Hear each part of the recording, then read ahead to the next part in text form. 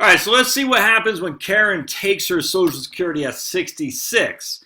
Now remember, she'll be 66, and Ken he'll be beyond 70, so that doesn't do him much good. He'll do fine, but he had 4 years in which not taking his spousal benefit doesn't increase his benefit at all. So that's a tough one there. That's a tough one. If she takes that 62 and he takes it at, let's say, his full retirement age is 66, he'll get his full spousal benefit, which would be half of hers, but she's getting a reduced benefit.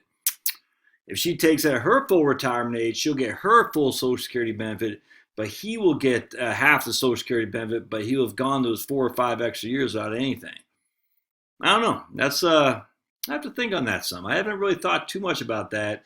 If the higher earner is younger, when is the best time for that person to take Social Security, for which the lower earner who is older get the spousal benefit? That's interesting. That's an interesting take. All right, but in this case, we're just going to see what the tax situation, net worth looks like and all that. So in this case, we have Karen, both of them taking Social Security. Karen will be 66. In this case, Ken will be 73. So yeah, he's 7 years older. That's a challenge. I don't know. We have to crunch the numbers. Anyway, that's their Social Security. All right, right there, and they're doing $50,000 a year in Roth distributions as well. So let me just make sure we got that. Accounts, bear with me just a second. We're going to go to accounts here by withdrawal. No, okay, 1 sec. Digital accounts. Okay, good. So we're doing 50,000 Roth conversions each and every year until the Roth is fully maxed. That'll be in year 2038. So just to compare apples to apples, I don't want to get too deep down the road of when would be the most amount of money they should ultimately do Roth conversion. I don't know. I don't want to get in that because I'm trying to compare two things, actually more than two things. So let's go to this. So from a tax perspective, they should have, all right, again, so when Karen is 79, she'll never pay taxes again. That's what we're talking about. But she does have that bump right there. So that's 73 years old. Let's see what year. So she's 12 years from now. So let's see what that looks like 12 years from now. That'd be 2032. There we go.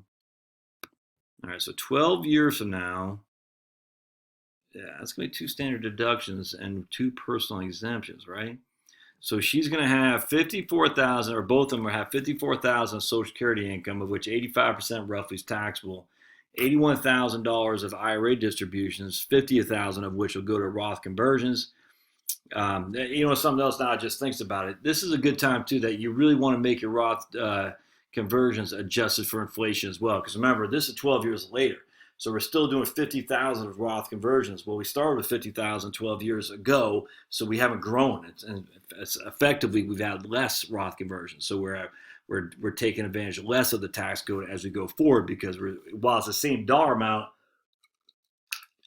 from a real dollar amount relative to inflation, was significantly less than what we started with. So we'd want to keep that. I didn't do that here, where we're adjusting Roth conversions with inflation. That was something you want to do. Anyway, either way, 50,000 for Roth, another 31,000 for living on, and then 55,000 of Social Security.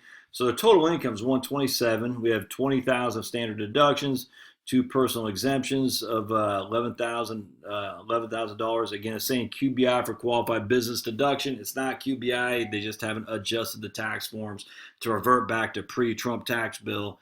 So their taxable income is $95,000, and they're going to pay $13,000 of taxes on $127,000. It's just a little bit less than 10%, so that's not too bad. Let's just go back. I want to try something else here, and that was in 2023, right there. So let's go 2024. No, it'd be 2034, because that's when it looks like it jumps pretty significantly. Yeah, here we go. Okay, this one. Okay, right here. This one he dies. This one Ken dies. So now she has taxable amount of $106,000 from IRAs, pensions, and annuities. Her Social Security is dropped simply because she loses the spouse benefit that Ken was getting. But she has $139,000 of income tax of AGI. She only has $10,000 of standard deduction and $5,800 of personal exemption.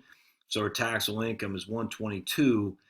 puts her in a $24,000 taxes, and that's just for the feds, and then you factor in the state, and you can quickly see. Oops, is it here? I think it's, yeah, you can quickly see in 2034 her taxes go up quite a bit. They go up from 1,660 the state of California to 5,801. That's nuts. And then the same thing here, 13,000 into 24,000 essentially. So I mean that's a big deal. What I'd recommend in this case is I would not have her doing Roth conversions, and I'd stop when Ken died, if that makes sense. I should have her stop when Ken died, because what's happening here is she's doing these Roth conversions right here, and it's just hurting her taxable income. She doesn't need to do it. She should have stopped. I should have her stop when Ken died. I didn't think about that until literally just right now, so it's too bad. But that's okay. That's what you do these software programs for. All right, so let's look at the spreadsheet. This is Social Security at 66 with Roth conversions the whole time. So what we have here is our total tax payments are, our total I is a total is 366,000 of total tax payments. 2.5 million is her total income. Again, 2.138 roughly is the same exact amount of money that she is able to spend. So she still has the same spending power, but she has 366,000 of taxes as opposed to the other ones. And again, I'll do a wrap up on all this. It's just nuts, the power of the Roth conversion. It really is.